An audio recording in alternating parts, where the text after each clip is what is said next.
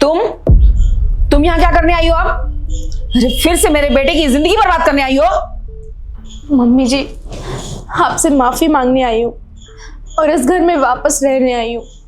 हो सके तो मुझे माफ कर दीजिए। पर बहू, मम्मी कौन है? बहू है। हिमांशी तुम? सुजीत, मैं बहुत शर्मिंदा हूँ। मैंने जो आप लोगों के साथ किया, हाथ जोड़ के माफी मांग रही हूँ। मेरे लिए ना सही, अपनी बेटी के लिए मुझे माफ कर दो और मुझे वापस अपना लो प्लीज।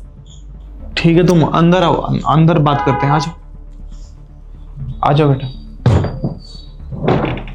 बैठो।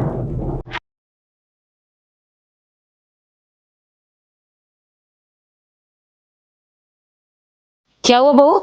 तुम तो बहुत अकड़ में गई थी कि मैं अपने मायके में रहूंगी, अब अचानक क्यों आ गई?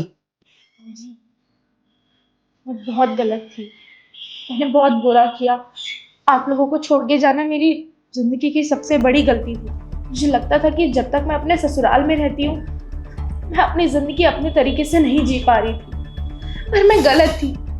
मुझे ये सारी चीजें अपने मायके जाके पता चली। मुझे लगता था कि मैं देर रात पार्टीज करती हूँ, दोस्तों के साथ क्लब जाती हूँ, ड्रिंक करती हूँ।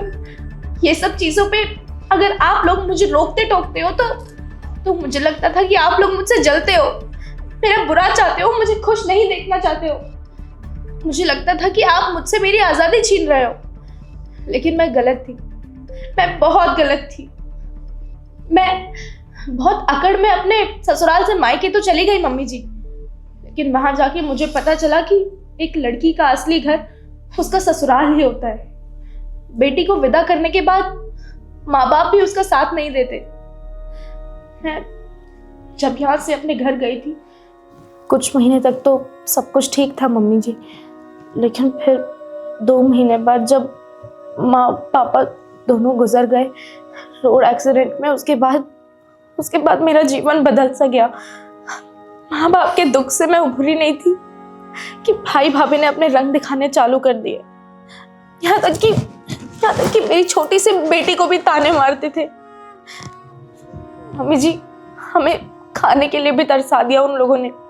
हमें 2 वक्त की रोटी भी नसीब नहीं होती थी वहां पर।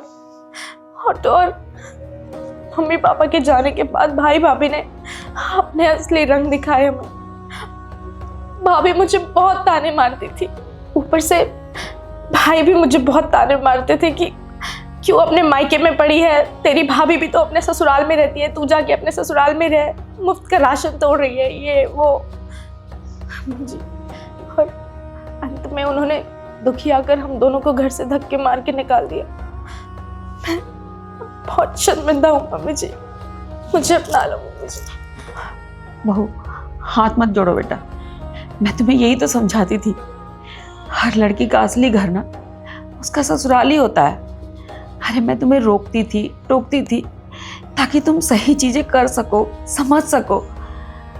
मायके में बेटा हर लड़की अपनी मन से आजादी से रहती है, मैं मानती हूँ, मैं भी रह चुकी हूँ, लेकिन मेरी भी तो उम्र हो गई है ना कुछ, मुझे भी थोड़ा बहुत तो जिंदगी का तजुर्बा होगा ना।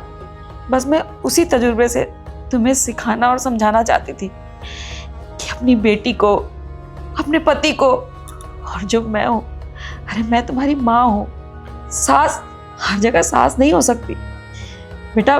मैंने कभी तुम्हें बहू के रूप में नहीं देखा, हमेशा बेटी के रूप में देखा और चाहा कि मेरी बेटी इस घर में राज करे।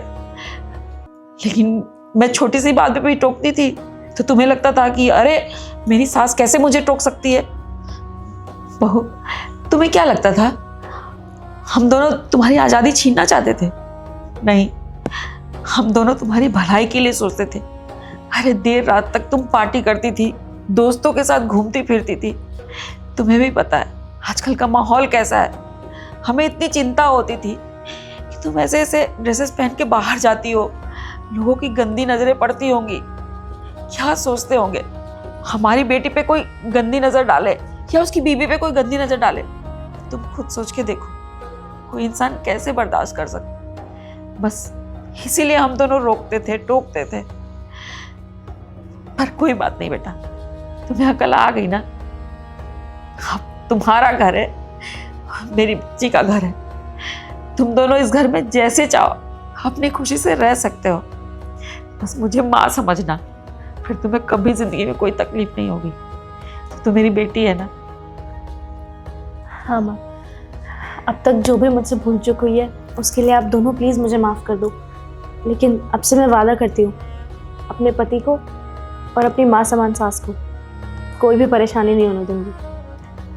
और सुजीत, हाथ जोड़ के माफ़ी मांगी हो। मैंने तुम्हारे दिल को जो भी ठेस पहुँचाई हो उसके लिए मुझे माफ़ करना।